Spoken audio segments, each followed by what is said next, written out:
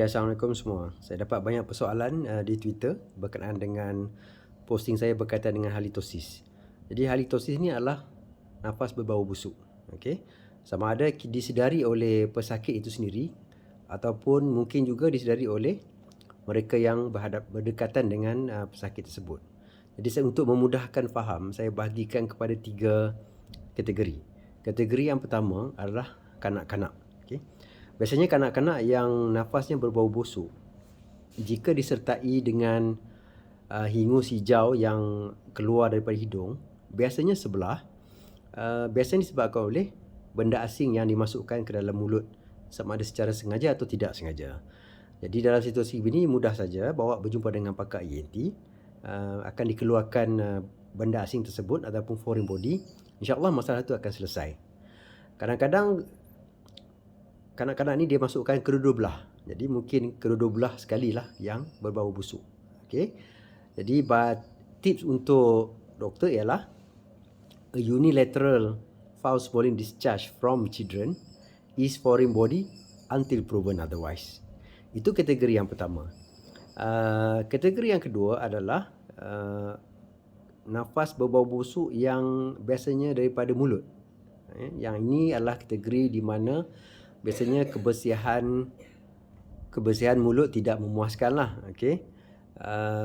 Biasanya akan disedari oleh mereka yang berkomunikasi berhampiran dengan pesakit tersebut.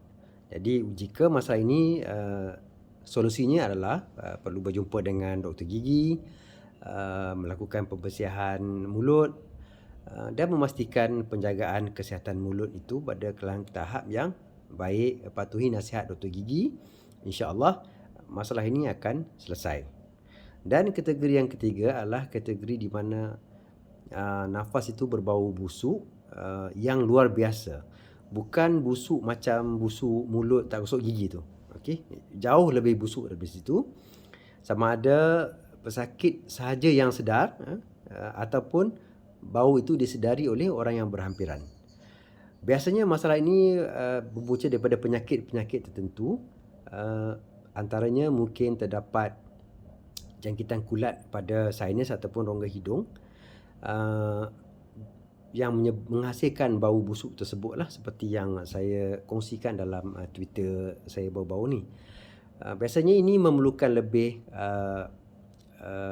pemeriksaan yang lebih rapi dan perlu berjumpa dengan pakar ENT lah untuk melakukan endoskopi, mungkin pada bahagian mulut dan juga pada bahagian tekak, yang mungkin terdapat jangkitan kronik pada tekak dan masalah-masalah lain yang perlu diselesaikan, disiasat dan mungkin perlu disiasat dan perlu dirawat supaya bau busuk ini hilang. Antara contohnya ialah kadang-kadang jangkitan kronik sinusitis yang lama menghasilkan pekatan lendir yang pekat, berwarna hijau, berbau busuk yang mengalir ataupun meleleh ke belakang hidung dan masuk ke kerongkong. Kadang-kadang mungkin nafasnya tidak berbau, tetapi apabila pesakit merasa lendir itu dalam tekak, akan terasa rasa yang tidak menyenangkan dan juga boleh berbau busuk.